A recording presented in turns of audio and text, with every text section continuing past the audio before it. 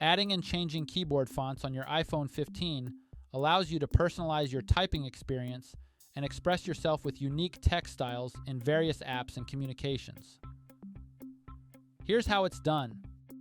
To get started, navigate to the home screen by swiping up from the bottom of the screen.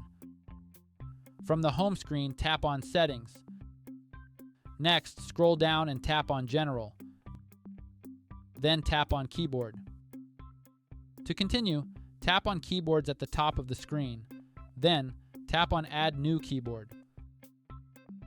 Now, scroll down to third-party keyboards and select a font keyboard app you've installed. When prompted for full access, select Don't Allow to protect your privacy. Finally, tap Done to save and apply changes. Repeat this process for any additional font keyboard apps you've installed. To use the new fonts, open any app that uses the keyboard like Notes or Messages. Touch and hold the globe icon on the keyboard. Finally, select the font keyboard you want to use. To change fonts within the keyboard app, swipe across the top of the keyboard to view available fonts and then select the font you want to use. Please note that some fonts may require in-app purchases. Furthermore, third-party keyboards may not support swipe typing or auto-correction.